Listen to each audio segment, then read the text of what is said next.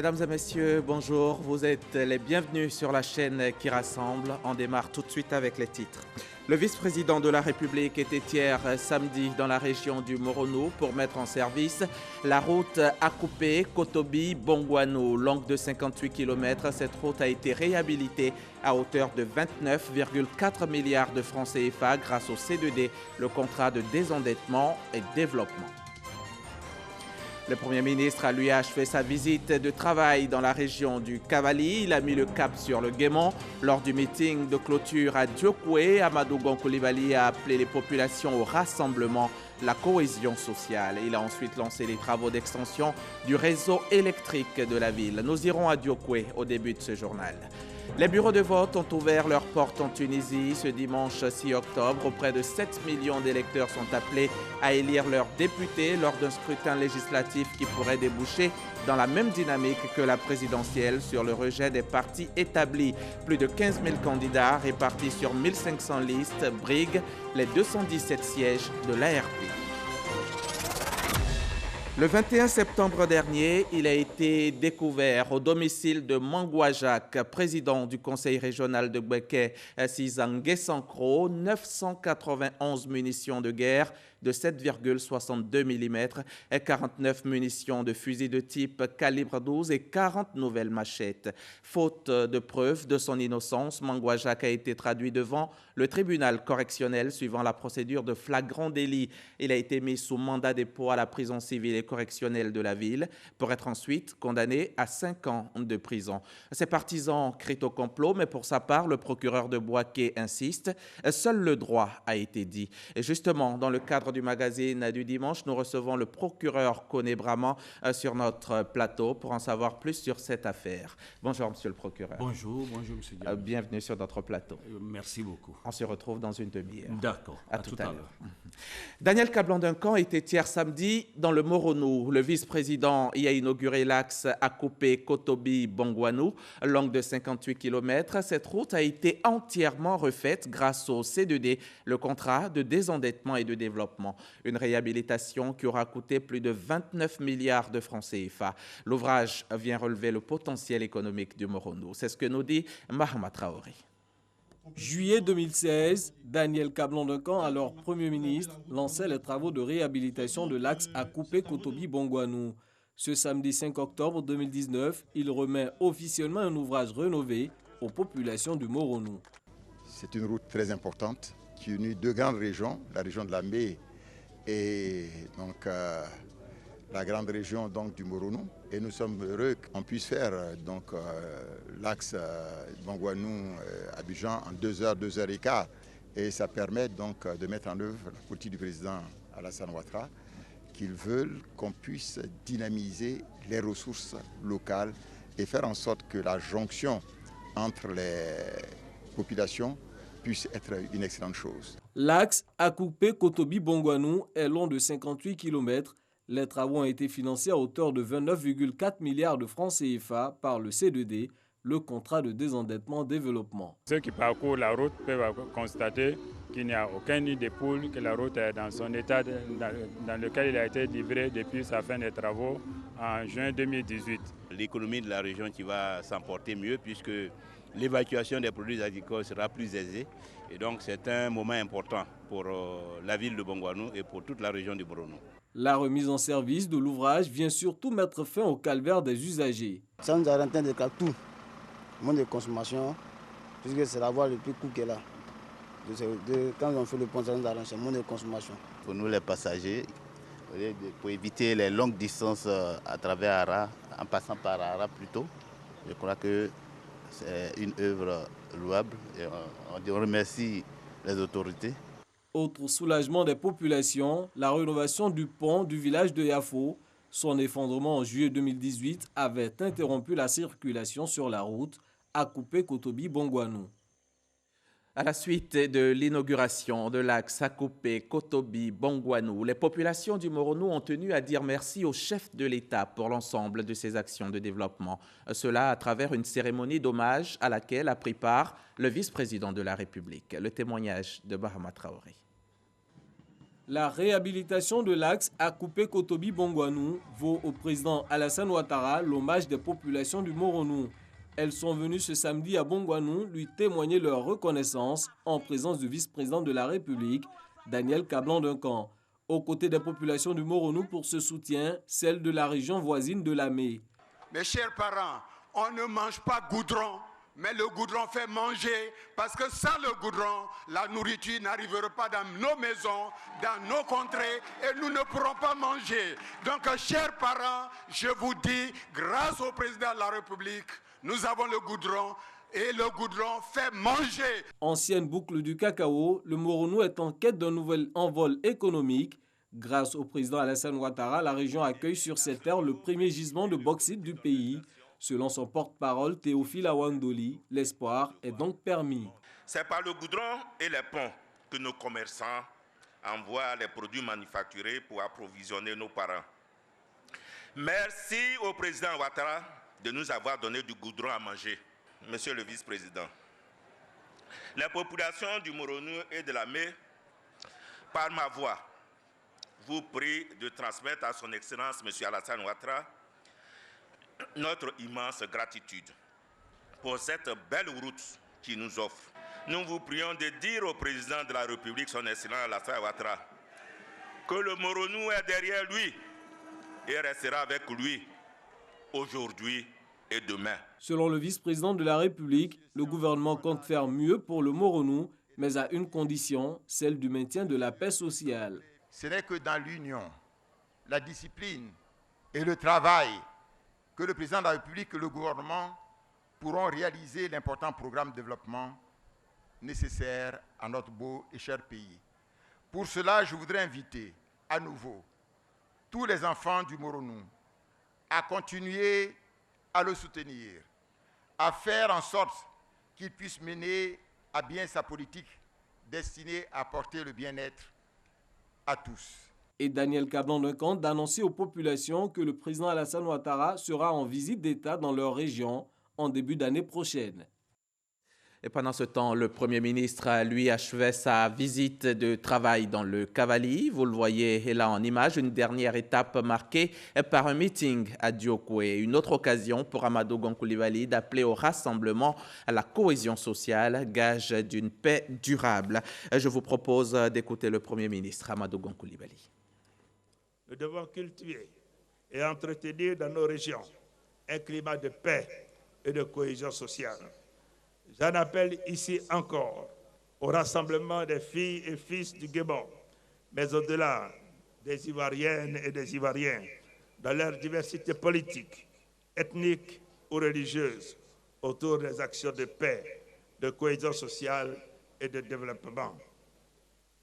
Nous devons puiser constamment dans les valeurs portées par le président Félix Houphouët-Boigny tout au long de son combat politique, les ressources nécessaires pour surmonter nos contradictions du moment et préserver l'héritage le plus précieux qu'il nous a laissé, qui est la Côte d'Ivoire, notre pays. Je peux vous dire que mon séjour dans le Cavali et mon séjour dans le Gouvernement ont été des séjours riches. J'ai vu, j'ai entendu et j'ai touché donc du doigt les préoccupations au quotidien des populations. C'est ça aussi, être au gouvernement, que l'on soit ministre ou Premier ministre, c'est d'être au contact des populations. Le président de la République lui-même nous en donne l'exemple avec les visites d'État. Alors nous qui agissons pour son compte, nous devons être permanemment sur le terrain pour écouter les populations, prendre en compte vos préoccupations et les traduire en solutions. Vous venez donc d'écouter le chef du gouvernement lors d'un meeting dans le Guémon. Dès son arrivée sur place, Amadou Gon Coulibaly a commencé à parler avec les cadres et les chefs traditionnels de la région avant de procéder au lancement des travaux d'extension du réseau électrique de la ville de Diokwe. Cap sur le Guémon, le chef du gouvernement est arrivé à Diokwe vendredi en fin de journée. Ce samedi, avant son grand meeting, rencontre avec les élus et cadres des départements de Kwibli, Fakobli, Diokwe et Bangolo. Des remerciements pour les actions de développement, mais surtout des doléances. Nous souhaitons le bitumage des voies du chef-lieu de département, des 9 sous-préfectures, ainsi que l'ouverture des voies d'accès au village. Ceci permettra d'une part à vos frères paysans d'évacuer leurs produits vers les marchés et d'autre part à la population rurale d'accéder aux centres de santé.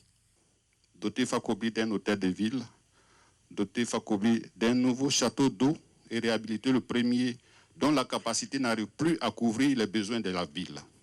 Le Premier ministre s'est voulu rassurant. Sur le principe, les problèmes que vous avez soulevés trouveront solution grâce au programme national de développement ou au programme social du gouvernement. Le chef du gouvernement procède au lancement des travaux d'extension du réseau électrique de Diokwe, au grand bonheur des populations. Aujourd'hui, nous venons de lancer un projet d'extension des réseaux dans la ville de Diokwe, qui touche environ 30 000 ménages. Ces 4 grands quartiers de Diokwe qui seront ainsi couverts et qui vont permettre à nos populations d'avoir accès maintenant à l'électricité à la fin de la durée des travaux. Je voudrais vraiment me réjouir de ce que les instructions données par le président de la République prennent au quotidien forme, et ceci dans le quotidien de nos compatriotes.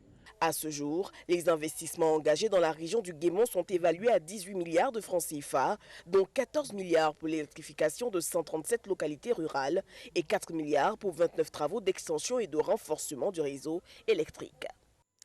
On en vient maintenant à ce meeting que le chef du gouvernement a animé à Tout-le-Pleu, un meeting au cours duquel Amadou Gon Coulibaly a rassuré les populations quant au fait que le gouvernement travaille à l'amélioration de leurs conditions de vie. C'était au micro RTI 1 d'Herman Guivet. Effervescence totale à l'Arc de Triomphe de Tout-le-Pleu. Amadou Gon Coulibaly, le Premier ministre, prend un bain de foule. À ses côtés, Anne-Désirée Ouloto, cadre du Cavali et fille de Tout-le-Pleu. Levées depuis les aurores, les populations de Tout-le-Pleu, Saïli et autres villes et villages environnants du Cavali ont bravé la canicule pour réserver un accueil chaleureux au chef du gouvernement, confirmant ainsi l'hospitalité légendaire reconnue au peuple aouais. Monsieur le Premier ministre Amadou Gon Coulibaly, Tout-le-Pleu vous dit Tao, Tao, bienvenue à Tout-le-Pleu. Vous découvrirez des hommes, des femmes et des jeunes de tous bords, sans se soucier des pro-opposition, des pro-partis au pouvoir, conjuguant à l'harmonie la joie de vous accueillir parce que vous venez, au nom du président de la République, son Excellence Alassane Ouattara, nous apporter l'œil et l'oreille de la nation et surtout les mains qui développent cette Côte d'Ivoire en chantier. Tout-le-Pleu se réjouit des acquis obtenus grâce à la vision de développement du chef de l'État, Alassane Ouattara, et se saisit de l'heureuse occasion pour formuler quelques doléances. Monsieur le Premier ministre, l'aménagement et l'équipement du siège de la chefferie traditionnelle du département de Tout-le-Pleu. L'achèvement des travaux de construction du collège moderne de pays, le prolongement de l'adduction d'eau potable jusqu'à Diaïbli, l'achèvement et l'ouverture du collège moderne de Diobli, la construction du château d'eau de Diobli, la construction d'un siège pour la Fédération des associés féminines de Tout-le-Pleu, la création des passages pour relier les différents quartiers et les différents villages traversés par le bitume. Tout-le-Pleu me charge de dire à Monsieur le Président de la République et notre fille bien-aimée, Madame le ministre Anne-Désirée Ouloto, merci infiniment. Permettez-moi, Monsieur le Premier ministre, de vous charger de transmettre à son Excellence, Monsieur le Président de la République, ce grand visionnaire, homme de référence, de paroles et de convictions, notre profonde gratitude et notre infinie reconnaissance pour toutes les actions de développement en faveur de nos populations. La cérémonie de lancement des travaux de bitumage de l'axe Tout-le-Pleu ne réglera à jamais la question du désenclavement total de notre département. À raison de tout ceci, le peuple de Tout-le-Pleu, dans toute sa composante, s'engage à soutenir sans réserve le gouvernement et le Premier ministre que vous êtes et le Président de la République en vous offrant notre entière et meilleure disponibilité pour une cohésion sociale et une paix durable dans le seul intérêt du développement harmonieux de notre pays. Des doléances et autres acquis qui ne pourront être satisfaits, mieux consolidés, sans un climat de paix et de cohésion. Comme le président de la République l'a indiqué dans le NZI, les élections prochaines seront paisibles, démocratiques. Les Ivoiriennes et les Ivoiriens choisiront librement leurs dirigeants. Mais notre pays est un pays de droit. Tous ceux qui, au lieu de privilégier la voie démocratique, voudront opposer les communautés de notre pays entre elles. Tous ceux qui voudront donc attenter à la sûreté ou à la stabilité de notre pays et mettre à mal la paix que nous avons donc retrouvée auront à faire face très clairement à la loi. Rien qu'à la loi et la loi. Je tiens donc à vous le dire et cela me paraît extrêmement important. Je vous invite donc, chers frères et sœurs Ouai, à continuer à cultiver entre vous et en permanence avec tous vos autres frères des autres régions les valeurs de tolérance, de dialogue, de fraternité et de solidarité. Oui, c'est ensemble que nous réussirons autour de Sa Excellence M. Alassane Ouattara, président de la République, à bâtir la Côte d'Ivoire belle, la Côte d'Ivoire nouvelle, fraternelle et prospère.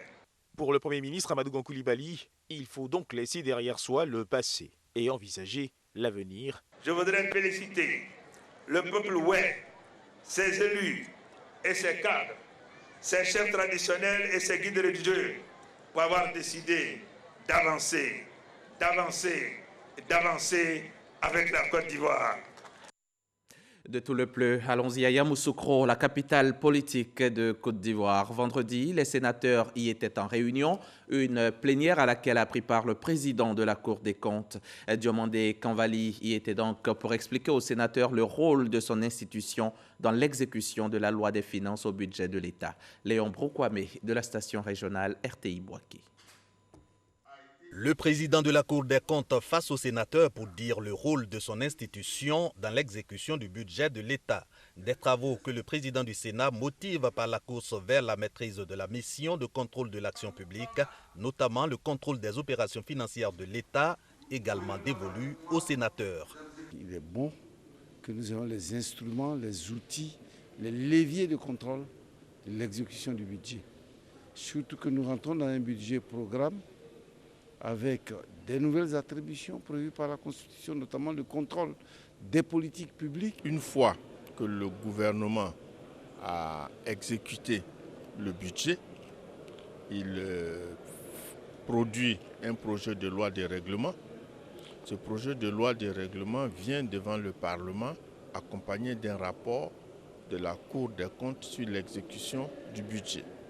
Et nous établissons la conformité ou la non-conformité de l'exécution du budget avec ce qui a été voté. Ce contrôle du budget de l'État, la Cour des comptes, selon son président, l'effectue en 5 étapes, dont la vérification de la conformité des dépenses, les observations et recommandations, une démarche à sanctionner par le quitus ou non à l'exécution du budget de l'État formulée par la Cour des comptes. Nous avons un pouvoir juridictionnel, mais dans le contrôle de la loi des finances, ce n'est pas un contrôle juridictionnel, c'est un contrôle de gestion.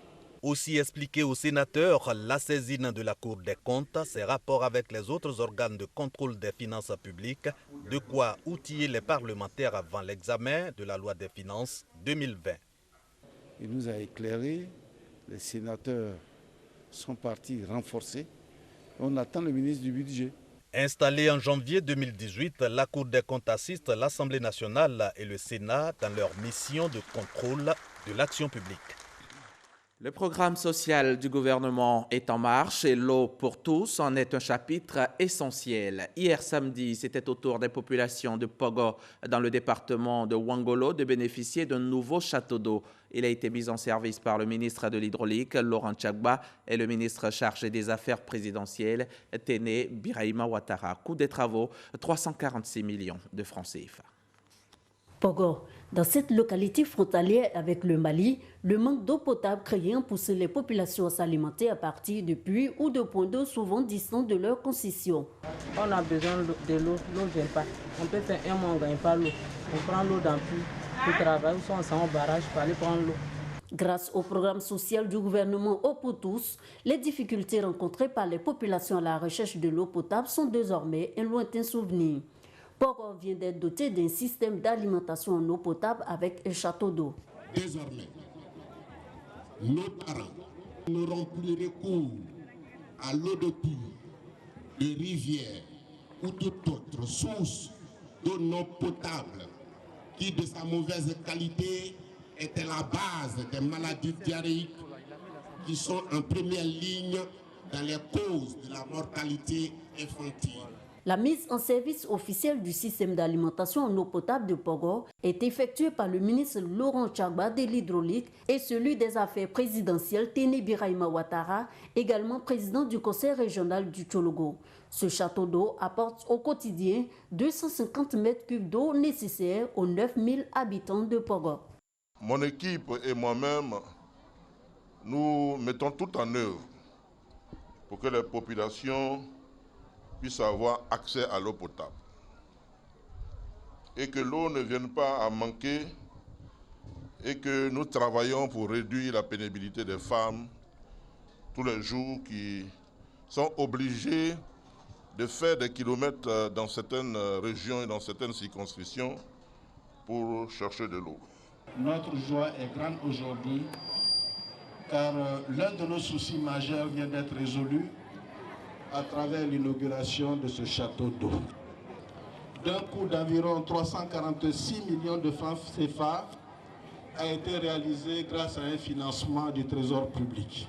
Chère population, élus et cadres, je vous prie de prendre soin de cet ouvrage. 2 autres forages sont en cours de réalisation pour renforcer la production d'eau de Pogor de 250 à 380 mètres cubes d'eau par jour pour desservir 16 000 habitants à l'horizon 2030. Le compte-rendu d'Ami Sissoko, notre correspondante dans le Tchologo. Savez-vous que 614 femmes pour 100 000 décèdent chaque année en Côte d'Ivoire et 18% de ces décès surviennent lors d'un avortement? Il faut inverser la tendance et la IBF s'y attelle. L'Association ivoirienne pour le bien-être familial vient pour cela de lancer le projet LAD Côte d'Ivoire. Les explications de Sephora Zegui. Chaque année en Côte d'Ivoire, des dizaines de milliers de femmes fréquentent les centres de santé publics pour des complications après avortement. Seulement 40% de ces centres de santé sont équipés pour fournir des soins adéquats d'après avortement. Pour y remédier, un projet a été mis en place en 2018 par l'Association ivoirienne pour le bien-être familial et ses partenaires. Nous avons constaté que beaucoup de femmes meurent des suites d'avortements provoqués, d'avortements clandestins. Et donc, pour y pallier, nous voulons faire la prise en charge des soins après avortement, première chose. Et deuxième chose, accroître l'offre de services en santé sexuelle et reproductive, c'est-à-dire en planification familiale, aussi bien en termes de médicaments, mais aussi de conseils, pour donner l'information nécessaire aux jeunes filles, aux femmes, pour éviter de contracter une grossesse non désirée. 614 décès pour 100 000 femmes, c'est le ratio de mortalité maternelle. 18% de ces décès sont dus à l'avortement. Cette pratique, principale cause de décès maternels en Côte d'Ivoire, est tolérée qu'en cas de viol et par autorisation médicale. Une situation qui doit prendre en compte le protocole de Maputo, dont la Côte d'Ivoire est signataire. Cet accord, signé entre les pays de l'Union africaine, vise à protéger les droits reproductifs des femmes et des filles. Je vous le disais dans le titre, en Tunisie, plus de 15 000 candidats répartis sur 1500 listes briguent les 217 sièges de l'ARP, l'Assemblée des représentants du peuple, à l'occasion des élections législatives de ce dimanche 6 octobre. Initialement prévu pour se dérouler avant le premier tour de l'élection présidentielle, ce scrutin parlementaire, en raison de la mort du chef de l'État en juillet, se tient entre les 2 tours ce 6 octobre. Nous sommes dimanche, il y a une page religion dans ce journal. Le Festival de la musique chrétienne africaine, c'était la semaine dernière à Cocody, à l'initiative de l'Église des Assemblées de Dieu. Cette 3e édition, qui a réuni des participants de plusieurs pays africains, avait pour thème « Culture africaine, facteur de rassemblement des peuples ». Reportage Christ Ephraim Diomandé dans un récit de Franck Quadio. Tenues traditionnelles des différentes régions de Côte d'Ivoire et même de la sous-région. Ce sont près de 1000 fidèles chrétiens de l'Église des Assemblées de Dieu et de bien d'autres communautés chrétiennes de pays voisins venus à cette 3e édition du Festival des musiques chrétiennes africaines. Des tenues, mais surtout le chant en langue du terroir pour glorifier Dieu.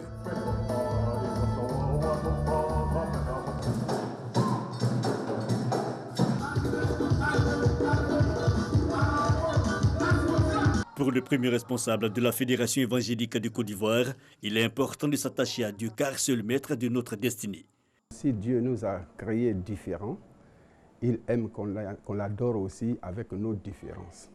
Donc nous voulons, en tant qu'Africains, et particulièrement en tant qu'Ivoiriens, eh bien, célébrer ce temps et comprendre que ce que Dieu nous a donné comme culture est utile pour notre vie chrétienne, pour notre relation avec lui.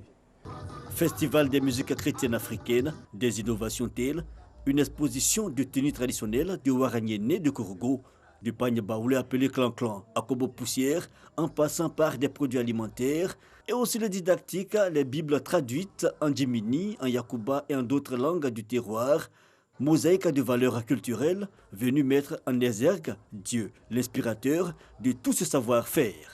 La culture est un facteur d'unité et de cohésion. Et nous pouvons même exhorter chacun de nous à l'unité. L'unité au sein de l'Église, mais l'unité au sein de notre nation.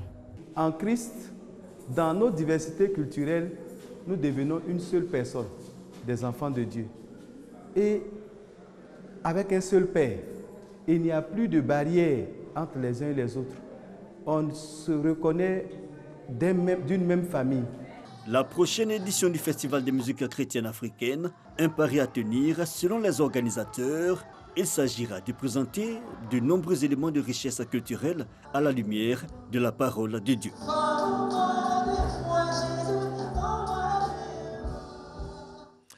Chanter, c'est prier 2 fois. Allons-y maintenant à la mosquée Falikou Diaby d'Abobo où s'est tenue hier la 4e édition de la cérémonie d'accueil des pèlerins du Hadj 2019. Ahmed Bakayoko était présent, occasion pour le maire d'inviter les imams, les guides religieux, les pèlerins et l'ensemble de la communauté musulmane à multiplier prières et adorations pour la paix et pour le développement de la Côte d'Ivoire. Par Gassoro Koné.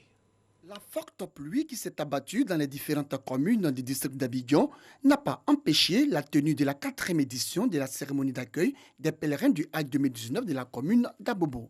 C'était au siège du Conseil supérieur des imams des mosquées des affaires islamiques en Côte d'Ivoire, section Abobo, située dans l'enceinte de la grande mosquée Falikou Diaby.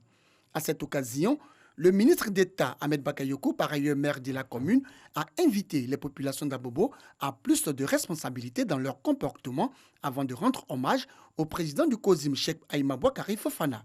Il n'a pas manqué d'exhorter imams, guides religieux, prédicateurs et pèlerins à multiplier prières et adorations pour la paix, la cohésion et le développement de la Côte d'Ivoire, mais surtout pour des élections apaisées en 2020. Abobo a souffert de la crise. Abobo a souffert de la division. On ne veut plus de crise ici. On ne veut plus de souffrance liée à la division. Le bonheur du peuple est plus grand que les ambitions personnelles et individuelles. Avec nos frères, les autres confessions religieuses, les autres groupes et communautés, nous soyons tous des Ivoiriens, avec l'amour de l'un et de l'autre. C'est pourquoi nous ne devons pas accepter tous les discours de division. Le message du maire Ahmed Bakayoko, appuyé par le guide suprême de la communauté musulmane de Côte d'Ivoire, qui lui a témoigné la reconnaissance de l'ensemble de la communauté musulmane et à travers lui, la reconnaissance de la communauté au président de la République, Alassane Ouattara, pour son implication dans la qualité de l'organisation du Hadj saluée par les autorités saoudiennes. La gratitude du COSIM à l'égard du chef de l'État et du premier magistrat d'Abobo, reconnu par les 750 pèlerins de la commune. Chaque année est une opportunité pour les pèlerins ivoiriens de prier, non seulement pour le pays tout entier, mais de prier pour le président Alassane Ouattara. Nous allons dire merci également au maire Ahmed Bakayoko qui, comme avec une baguette magique, a transformé notre commune. Distribution du certificat du Hadj aux pèlerins, louanges, prières et bénédictions, des temps forts qui ont également meublé cette cérémonie religieuse.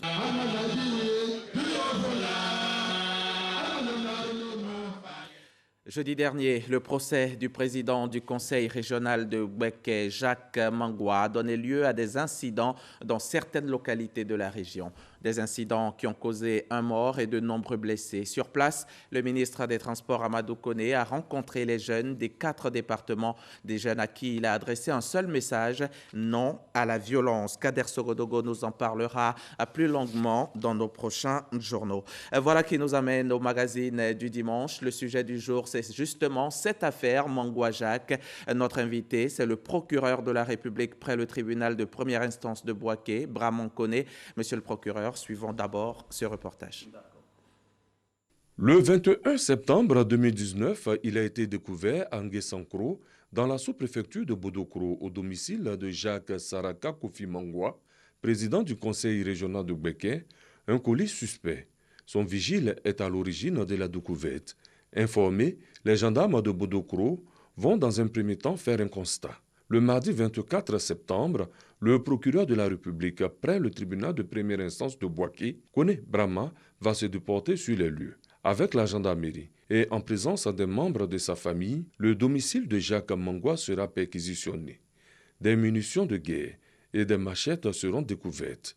Entendu par la brigade de recherche de Bouaké, Mangwa Jacques sera gardé à vue le 27 septembre 2019 à 18h36. 48 heures après, la garde à vue sera renouvelée. Le lundi 30 septembre 2019, il sera déféré au parquet et placé sous mandat de dépôt pour les faits de détention illégale de 991 munitions de guerre, 49 munitions de fusil de type calibre 12 et 40 machettes neuves. Faits prévus et punis par la loi numéro 98-749 du 23 décembre 1998 portant répression des infractions à la réglementation sur les armes, munitions et substances explosives. Jugé le jeudi 3 octobre 2019, le tribunal, après l'avoir déclaré coupable des faits susyndiqués, condamne Jacques Saraka Kofi Mangwa, président du conseil régional de Bouaké, à 5 années d'emprisonnement ferme et 5 millions de francs CFA d'amende. Monsieur le procureur, dans quelles circonstances les armes ont-elles été découvertes chez le président du conseil régional? Merci beaucoup. Merci de m'avoir permis de donner quelques précisions suite à ces procès, que je trouve d'ailleurs un procès très simple. En effet, le 21 septembre, M.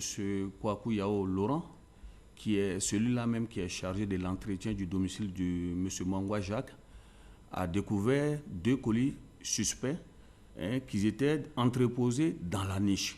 Il ne s'agit pas de la niche qui a été conçue pour les compteurs d'eau et d'électricité. Non, il s'agit d'une niche qui a été construite dans l'arrière-cour qui abrite le moteur qui alimente le forage. Et ce dernier a informé le frère cadet de M. Mangwa Jacques et ce frère cadet a aussitôt informé la gendarmerie avant d'informer même M. Mangwa Jacques. Ça, c'est un détail important. C'est-à-dire quoi? La gendarmerie a été d'abord informée par le frère cadet de monsieur le président du conseil régional. Tout à fait, avant que celui-ci ne puisse informer M. Mangwa Jacques. Et lorsque M.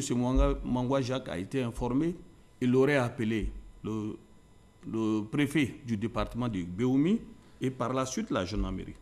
Alors, les objets qui ont été découverts à son domicile étaient composés, comme on vient de le voir, de 991 munitions d'armes de guerre, 49 munitions de fusils de type calibre 12 et 40 nouvelles machettes. Et d'où viennent ces armes et ces munitions? Mais justement, c'est ça. Il appartenait à M.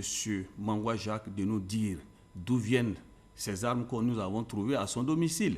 Écoutez, M. Diaby, vous savez, nous avons vécu une situation difficile à Béoumi courant avril-mai 2019. Je suis un procureur de la République qui ne reste pas dans les bureaux. Je suis toujours sur le terrain. Je me suis déplacé. Je suis allé à Béoumi. J'ai vu les blessés.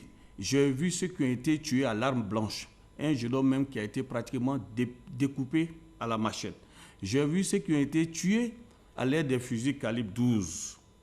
Ça, c'est Béoumi. Et là, on est à Nguessankro. Tout à fait. Alors, dans le cadre de cette enquête ouverte suite aux événements de Béoumi, nous avons procédé à la recherche des sources d'approvisionnement, puisque nous avons été dit que des armes avaient été distribuées à des jeunes.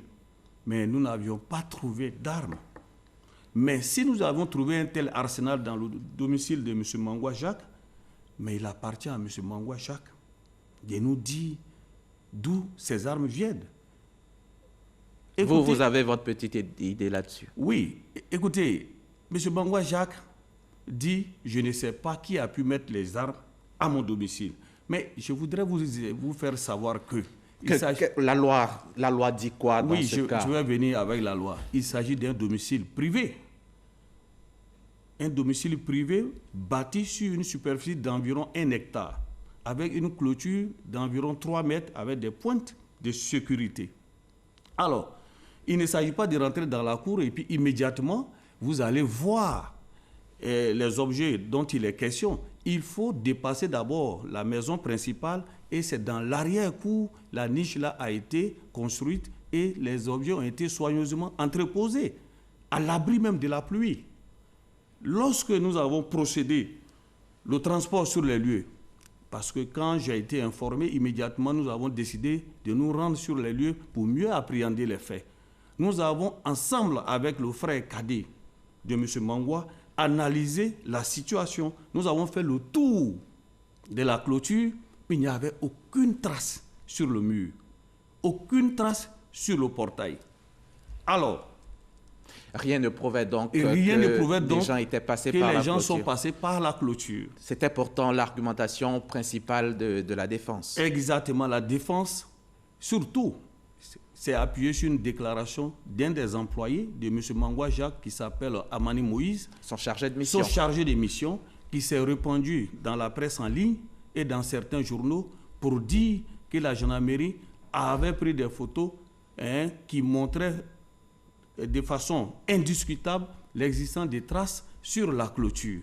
Alors, lorsque nous avons eu ces éléments en notre possession dans la presse en ligne, nous l'avons convoqué, nous l'avons entendu. Vous l'avez jugé? Nous l'avons entendu, il a reconnu avoir fait des fausses déclarations.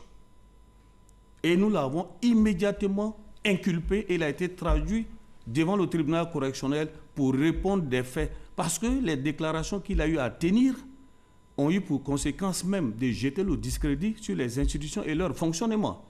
Ont eu des conséquences même pour saper la morale de la population. Alors il fallait donner un signal fort. Il était à la barre, nous avons requis 6 mois d'emprisonnement ferme le concernant, mais le tribunal, après avoir écouté son avocat qui a plaidé coupable et qui a demandé qu'on puisse lui accorder des circonstances atténuantes, le tribunal est rentré en voie de condamnation et il a été condamné à 3 mois d'emprisonnement ferme. Alors, toute l'argumentation soulevée par mes contradicteurs était tombée à l'eau. Que dit la loi, monsieur le procureur? Alors, la loi de 1998, qui a été appliquée en l'espèce, il faut faire un petit rappel qu'il s'agit d'une loi qui a été votée le 23 décembre 1998. Je dis bien 98. À l'époque, le gouvernement ivoirien avait été soucieux d'endiguer le phénomène de la grande criminalité. Et l'un des facteurs qui favorisait ces fléaux sociaux, c'était la prolifération des armes de toute nature. Donc, le gouvernement, à l'époque, a fait l'état des lieux par rapport aux tests applicables en la matière.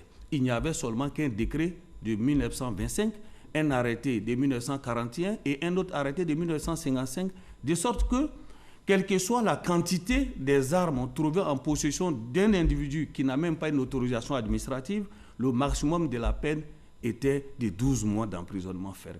Alors, l'État a décidé de légiférer en la matière, en décidant la sévérité pour tout contrevenant. Et c'est ainsi que cette loi a été votée. Il faut comprendre l'esprit et la lettre de cette loi. Donc la loi dit, toute personne qui a été trouvée en possession d'une arme,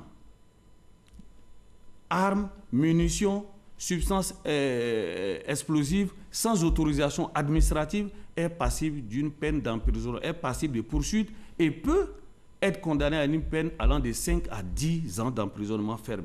Mais je voudrais vous faire savoir quelque chose qui était aussi important et capital pour ce procès. Le rôle d'audience, c'est-à-dire tout ce qui devait être jugé le jeudi dernier, il y avait un autre dossier qui concernait la même qualification, c'est-à-dire détention illégale d'armes à feu sans autorisation administrative. Il s'agissait de 3 jeunes hommes qui ont commis des faits dans plusieurs autres villes de la Côte d'Ivoire et ils sont venus louer une maison à Bouaké et ils ont commencé le repérage pour pouvoir sévir. Et nous travaillons avec la population, l'alerte nous a été donnée, nous avons envoyé la gendarmerie. Ces jeunes gens ont été interpellés et traduits devant le tribunal. Ils ont été jugés devant M. Mangwa pour la même qualification. Ils ont été condamnés à 10 années d'emprisonnement ferme pour la même qualification avant que le dossier de M. Mangwa soit appelé. Monsieur le procureur, mais d'aucuns parlent d'un procès expéditif. Pourquoi c'était si rapide? Non, il ne s'agit pas d'un procès expéditif. C'était si rapide? Non, pas du tout, pas si rapide. Parce que durant tout le temps de la garde à vue, il appartenait à M. Mangwa d'apporter la preuve. Vous savez, le procureur de la République, sur la base du Code de procédure pénale, a des pouvoirs qui lui permettent de choisir le mode de poursuite qui sied par rapport aux faits. Or, en l'espèce, il n'y avait rien d'autre à vérifier.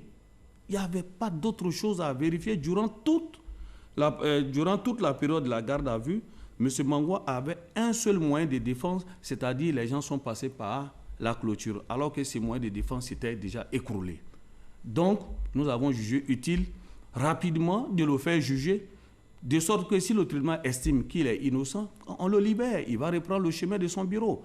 Alors, si nous avions ouvert information, encore on allait nous attaquer pour dire que M. Mangwa est en prison depuis des mois, il n'a même pas encore été jugé. Mais ce n'est pas la première affaire du genre. On se souvient de l'affaire Soul, par exemple, et de son dénouement surtout. Oui. C'est quoi la différence entre ces deux affaires? Mais la différence, c'est que l'affaire Soul, il s'agissait d'entreposage des caisses d'armes. Moi, je suis à Bouaké. Nous avons vu les caisses d'armes qui ont été déportées par les militaires. Alors, il fallait, durant la période de garde à vue, on ne pouvait pas clôturer cette enquête. Il fallait donc confier le dossier à un juge d'instruction pour pouvoir mener des investigations et rechercher les différentes ramifications. Alors, c'était une situation d'entreposage. Alors qu'ici, il s'agit de la détention, c'est une infraction matérielle. Il s'agit d'une infraction matérielle, c'est factuel. Alors donc, il faut faire la part des choses. D'accord. Beaucoup pensent même que c'est un procès politique. Non, ça n'a rien de politique. Ce n'est pas parce que M. Mangwa est un acteur politique qu'on va faire la qualification en fonction de cela. Il ne s'agit nullement d'une affaire politique. Et je voudrais encore rappeler que c'est nous qui vivons à Bouaké. Et je vis avec le peuple de Bouaké. Nous savons ce qui s'est passé à Bouaké. Nous savons aussi ce qui s'est passé à Béoumi. C'est pour ça, et je préfère profiter de votre antenne pour rappeler encore la mise en garde, que mon parquet est résolument engagé à poursuivre toute personne, qu'elle soit homme politique, religieux, chef traditionnel, qui serait trouvé en possession d'armes ou munitions sans autorisation administrative.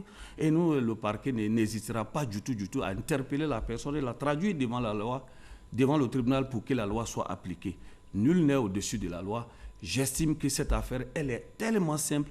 Aujourd'hui, mes contradicteurs sont allés dans les réseaux sociaux pour aller dire ce qu'il faut. Moi, je les invite à revenir au temple du Thémis pour que, ensemble, nous puissions nourrir le droit. Justement, au temple du Thémis, la défense ne compte pas s'arrêter là. Elle entend faire appel. Quelle pourrait être la suite de cette affaire? Si c'est leur droit, c'est vraiment leur droit de relever appel. Ça permettra à la cour d'appel d'examiner à nouveau cette cause, si d'aventure le tribunal a mal jugé ou pas. Mais encore, je voudrais encore faire une autre précision. M. Mangwa dit que les armes, les munitions que nous avons trouvées à son domicile avec les machines ne l'appartiennent pas. S'il s'agissait alors d'une valise remplie d'or qu'on avait trouvée juste à côté du citronnier qui se trouve dans la cour. La loi dit que cette valise d'or lui appartient. Il est présumé en être le propriétaire. C'est une simple présomption. Voilà, il est présumé en être le propriétaire. C'est ça. C'est à lui d'apporter la preuve pour dire que cette valise remplie d'or ne m'appartient pas. Si je vais à votre domicile, M. Diaby, et je trouve un véhicule d'une valeur de 200 millions, je penserai directement que c'est votre véhicule. C'est à vous de dire, M. Koné, le véhicule là ne m'appartient pas. J'ai dit à M. Mangwa, là où il y a le citronnier, si on vient découvrir de l'or là, est-ce qu'il va permettre à des Européens de venir extraire l'or là? Il dira que ça m'appartient. Il faut qu'on soit sérieux. Il faut qu'on évite d'envoyer, de payer du coutoucou pour donner à des jeunes gens et les envoyer à l'abattoir. Et vous avez pu constater ce qui s'est passé le jeudi. Soyons responsables de nos actes. Mais en ce qui concerne mon parquet, nous sommes résolument à faire régner le droit à Bouaké. Bouaké a tant souffert, nous n'avons plus besoin de ces situations pareilles. Nous sommes là, nous vivons avec le peuple, nous sommes sur le terrain et nous avons toujours dit à nos contradicteurs, il ne sert à rien d'aller sur les réseaux sociaux, le procès ne se passe pas là-bas. Revenez au temple du Thémis pour qu'ensemble, nous allons nous affronter pour nourrir le droit, renforcer l'état des droits en Côte d'Ivoire. Merci. Je vous remercie. Monsieur Koné, merci. Brahma Koné, procureur de la République près le tribunal de première instance de Bouaké. Je rappelle que vous êtes venu nous donner des éclairages sur l'affaire Mangwa Jacques, le président du conseil régional de Bouaké. Merci encore d'avoir accepté notre invitation et à très bientôt. Merci à vous, chers téléspectateurs, de nous avoir suivis. Vous pourrez revoir cette édition sur notre application RTI Mobile et sur les www.rti.ci. Merci à la régie et à toute l'équipe technique et rédactionnelle qui m'a aidé ce dimanche. Ce soir, retrouvez Marie-Laure Ngoran pour le 20h.